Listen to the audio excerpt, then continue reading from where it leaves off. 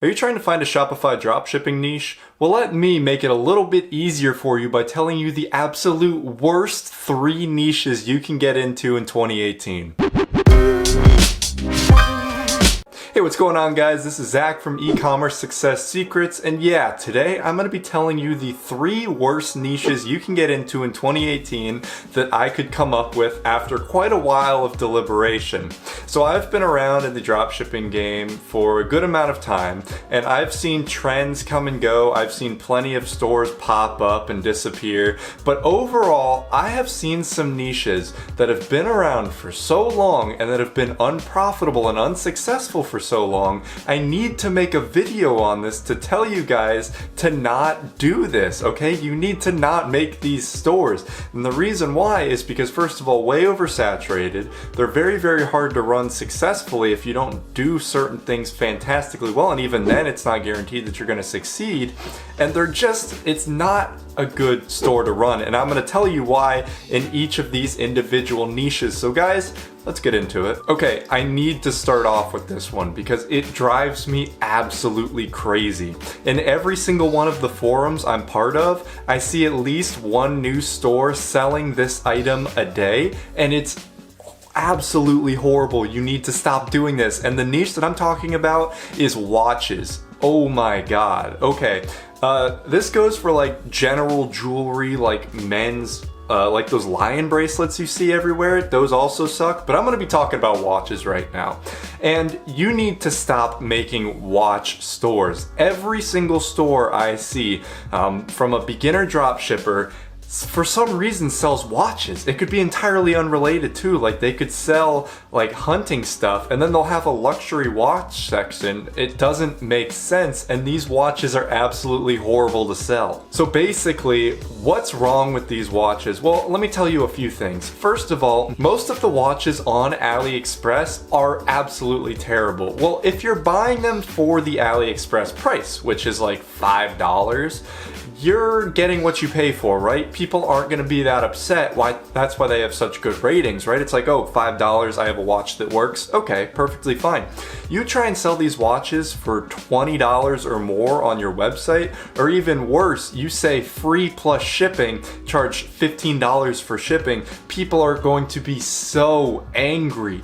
I see ads all the time on Instagram for free plus shipping watches that are obviously drop shipped, and every single comment, I see none praising them. Every single comment is either I never got my watch, or I got my watch and it wasn't even worth $2.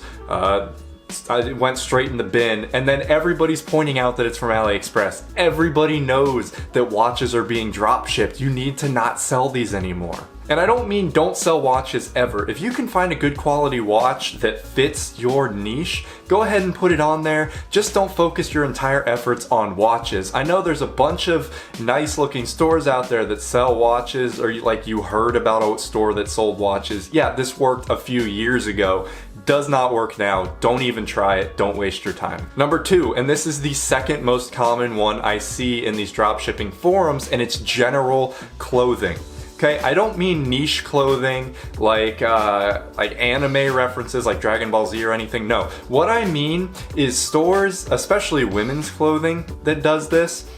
Stores that just put general women's clothing, like they'll go on AliExpress and search women's clothing, sort by most orders, and then boom, just put them on their website. They'll have like 20, 30 pieces. The pictures are all convoluted. The pieces end up being very bad quality, get horrible ratings, bunch of returns, or people just don't want to buy it. So a big reason why general clothing stores don't work is because there are already a bunch of super established clothing retailers out there already that sell from very, very cheap to very, very expensive, right? So if you want to try and corner the cheap clothing market, look at this. You've got H&M, you've got some J. Crew factory, you've got a bunch of other stores out there. Uniqlo is super cheap and super high quality. You're gonna not be able to do this, right? You need to have something that's very appealing to people and that's gonna be able to catch their eye. If you're just putting a general clothing store out there, people are gonna see it and be like, oh, I can get the same thing right down the street at TJ Maxx for $3, and I can actually try it on, make sure it fits, make sure the quality's good. Even if you can convince people to buy your products, a big portion of the time the sizing isn't going to be right because it's Asian sizing, right? It's going to be a lot smaller. So even if you try and size up, the proportions can be kind of weird. The quality, from what I've read, is absolutely terrible in a ton of different clothing items. It isn't even worth risking, and it's not good. Please do not just have general clothing stores. There's a trillion of them. You're not going to stand out. You're not going to appeal to people. If you do want to sell clothing, here's what you have to do. You either have to A, customize the clothing and make your own brand out of it, which takes a lot of effort, and I assume a lot of you people do not want to actually do that. I know I don't. Or two, what you can do is get a very niche clothing store, right? As I had said a minute ago, like anime clothing, Dragon Ball Z, like tank tops, a bunch of that stuff. I've seen some stores do really, really well like that. And of course, an alternate to this is print on demand. You can actually create the clothing, well, not necessarily the clothing, but the graphics on the clothing to fit any niche you want. You can style it how you want. If you want to do clothing, do print on demand. And of course, I got to do a video on that in the future, but yeah, right now I'm leaving it at that. All right, number 3, and I don't see this that much, but when I do see it, it's not good at all. And what this one is general lifestyle items. Okay, and what I mean by general lifestyle items is I mean basic kitchen items, like colanders or spoons or whatever, or like cleaning items, just general things like that. Things that you'll kind of see on Amazon and be like, oh, that's kind of neat, and then never think about it again.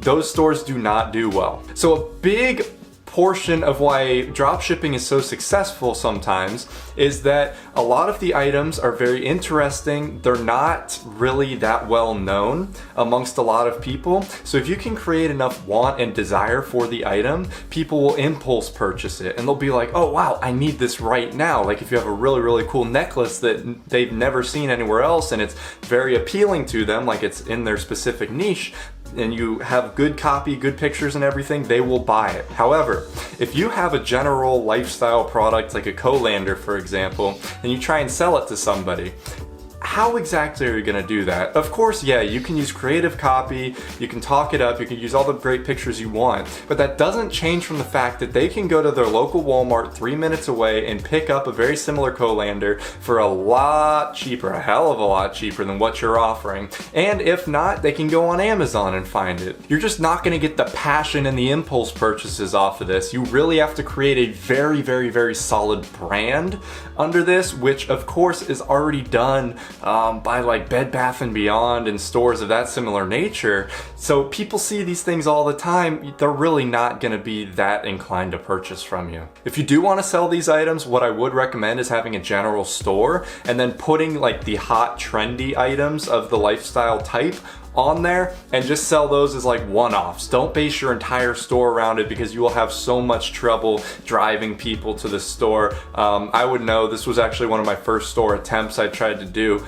Absolutely did not work. Don't even bother with it. If you are gonna try it, like I said, do the one-offs of the very hot trendy items that you can make cool video ads on. And guys, that's about it. So those are the 3 niches you should avoid in 2018, and especially onward, 2019, 2020, they're just gonna keep getting worse, okay? I told you the workarounds on them, so if you do wanna pursue these niches, consider my workarounds, but otherwise don't even touch them. So guys, I wanna thank you for watching. If you enjoy what I say, hit that subscribe button and then that bell to get notified whenever I upload a new video, which is every single day.